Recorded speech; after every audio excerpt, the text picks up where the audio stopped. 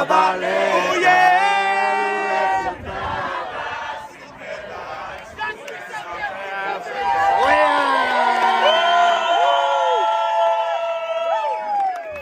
Okay guys, welcome to the channel. On a quick one, there is something JACINTA together with her Match and Match group jotted. According to them, to me, I think they are trying to enslave their fellow Africans. Now, according to them, they want a situation where foreigners who came to South Africa maybe without properly documentation or proper documents, we open a business, and after opening this business, they will be pegged. Yeah, they will be put with a South African. Now, after a certain period of time, this foreigner who open a business will be asked to surrender everything, every single thing, to the person he was pegged with, and then he will be asked to leave South Africa. That's what these Match and Match protesters are trying to do. Now, calm down, listen and watch this statement these people release. Just watch it to the end. This country, whether they are legal or not legal, it is immaterial in a sense that even if they were legal, it means they came on a scarce skill. What scarce skill is there to serve me with a plate of food so that I can eat when I came to a restaurant?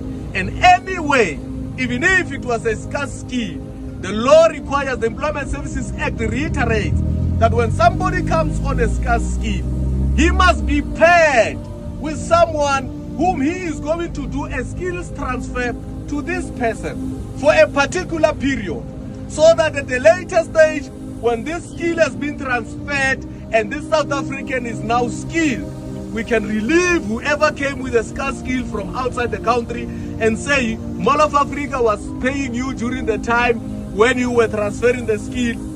We see now that our person here is so skillful and we appreciate you for that. We can now thank you, and then you can go back home.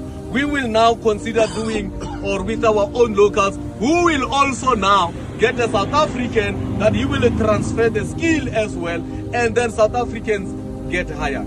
There isn't much to say. This is what we came about. I'm asking for a pen there. I'm gonna sign in full view. The recipient, we are going to give them time just to speak to us before signing and submitting the memorandum.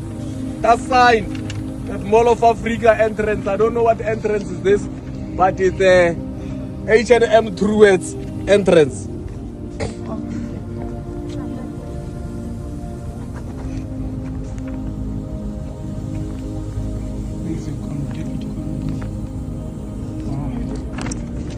Where's my deputy?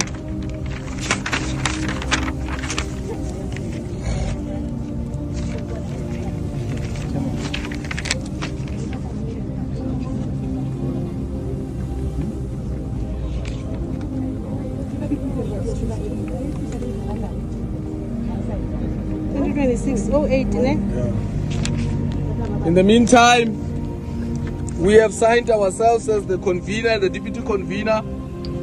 We hereby opening the floor to Mall of Africa management just to give us a word or two and sign and receive our memorandum.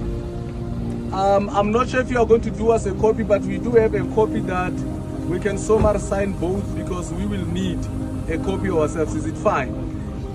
Give us that copy there, then we'll sign also on that one. They will sign as well. We know that what they have is what we have. It is what is signed.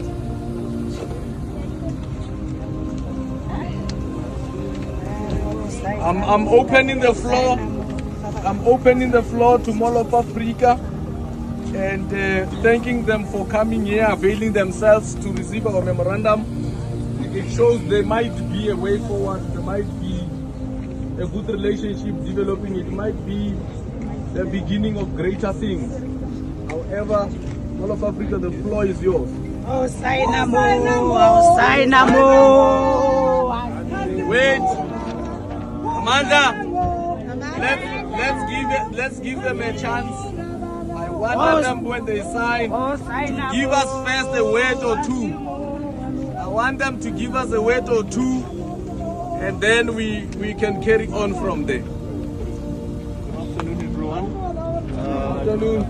My name is Captain Pasha, Senior Operations Manager for Mall of Africa.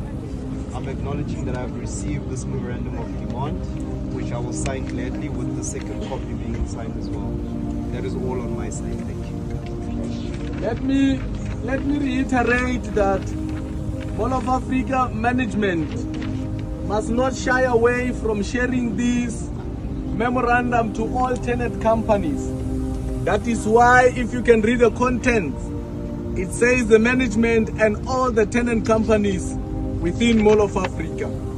Because time and again, sometimes it be that you submit a memorandum and there is no response, or the response is that, no, as Mall of Africa, we cannot force people to do this and that. We agree on that. That one we don't dispute.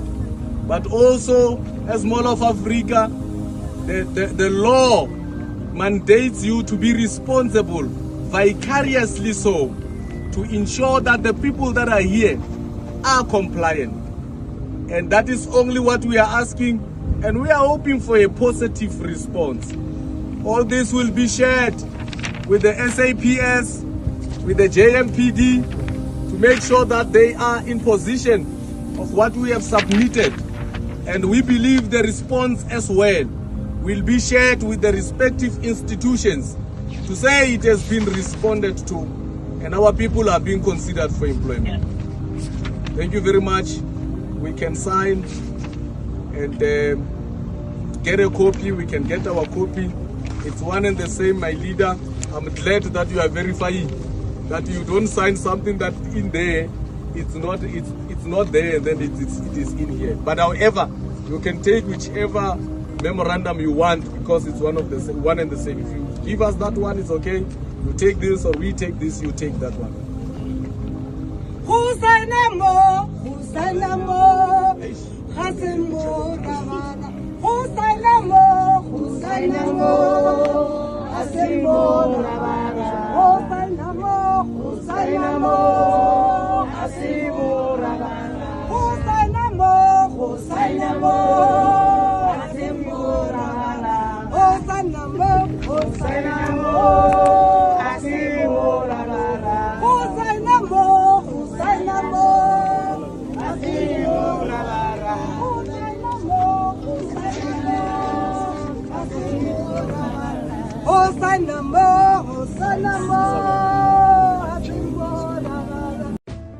You know, sometimes it's good to read people for filth. You know, from time to time to unleash a bit of violence. I can tell you where South African men are right now. South African men are busy patrolling the country of South Africa. They are protesting, they are marching, they are writing out demands from government, and they are telling government that this is what we want you guys to pay attention to. You know, and all of that. These are smart, literate people, because some people have accused them of being illiterate. They are not. They are very well informed. They are out there protecting the women and the children of South Africa. That's where our men are found as South Africans. We are very proud of them, and they must continue. You've seen video clips of them in huge numbers from different types of provinces.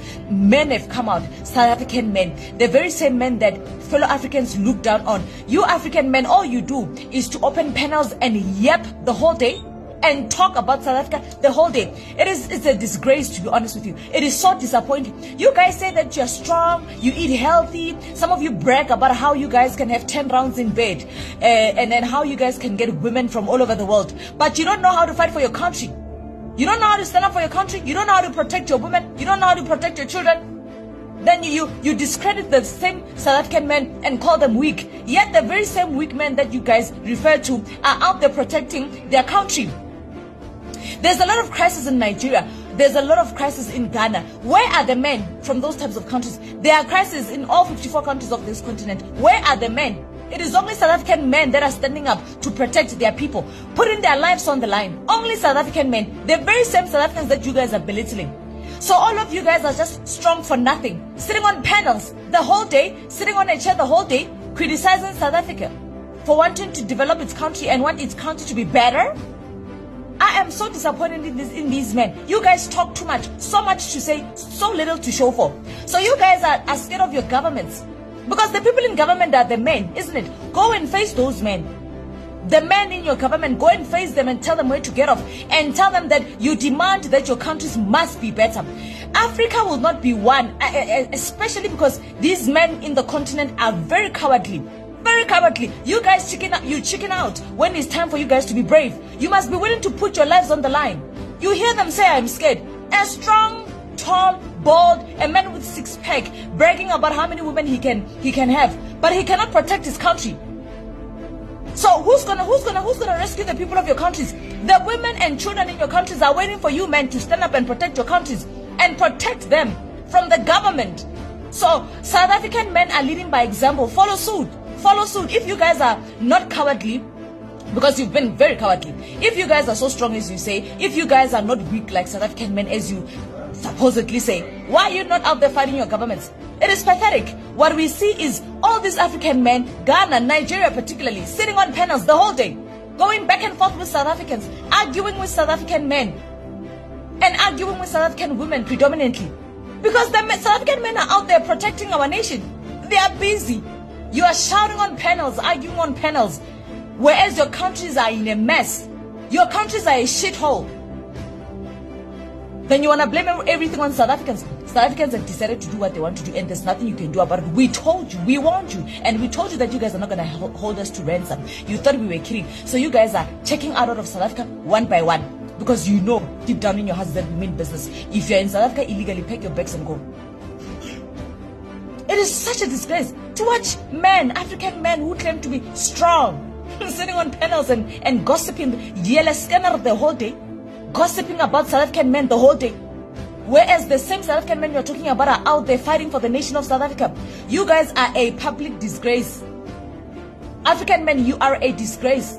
And I'm reading you for filth, I don't care. Do not come for South African men. South African men have shown boldness. South African men have tenacity. Unlike you people sitting on panels, running your mouths the whole day. We know you guys are good at talking, but guess what? Your manipulation and lies and all of that is not going to change our minds as South Africans. Disgusting. It is disgusting to see men who are supposed to be out there challenging their governments, arguing about South Africa. Disgrace. Is it possible that you guys paint the full picture? Please, we're not saying paint us as angels. We don't care what you call us. But paint the full picture. Go and tell those stories of South Africans who have been run out of the tuck shop business because Pakistanis and Somalians have told them they can't open tuck shops in their own country. Tell those stories of South African children who can't find spaces in schools. Tell those stories of women who are South African giving birth on the floor because they don't have space. Because Zimbabwe has terrible health care, and therefore everyone who wants to give birth comes to South Africa. Yeah. We want you guys to tell the full story. Don't tell a one-sided story. You are the ones that are going to cause a fight when there's no fight. Because someone who's in the country illegally shouldn't even be protected. They must know, I'm in the country illegally, therefore I must go. Why is it so painful to tell someone who's in the country illegally they must go? Why are NPOs getting worked up and NGOs getting worked up, Daily Maverick every day, and ground up have articles every day about xenophobia in the country? Ask them to tell us about those children who are dying in spaza shops, not a single article. So it's us who must die. Yeah. It's fine when it's our children that are dying, it's okay. No media finds that problematic. You guys don't think it's a problem when we're watching Sizokuthola every Sunday and Nigerians are caught selling drugs every Sunday. That's not a story, it's not newsworthy. The only newsworthy thing is when a foreigner gets scratched. Oh, they scratched the foreigner.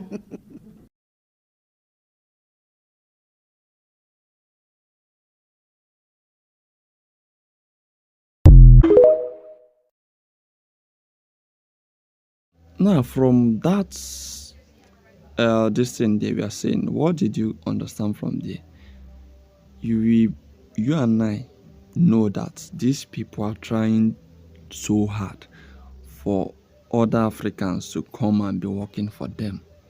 Because when you say anyone come, illegal immigrants come, you are not even saying, okay, once you come, you are an illegal immigrant, you go back.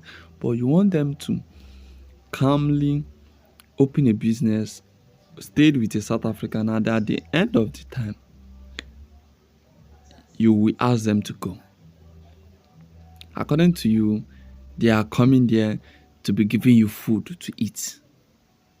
So you see the mindset these people have towards their fellow Africans. That's the same mindset they have. They do not want to go and build business for themselves. They do not want to go and develop a business.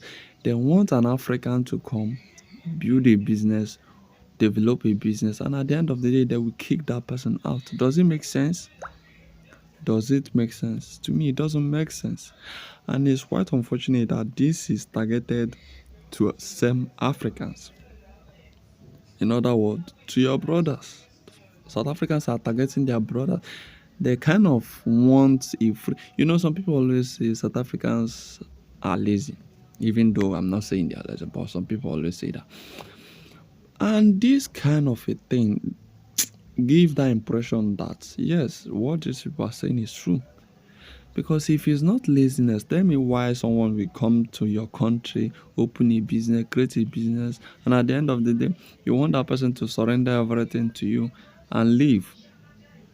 If it's not laziness, what stops you from going to create your own? Come on.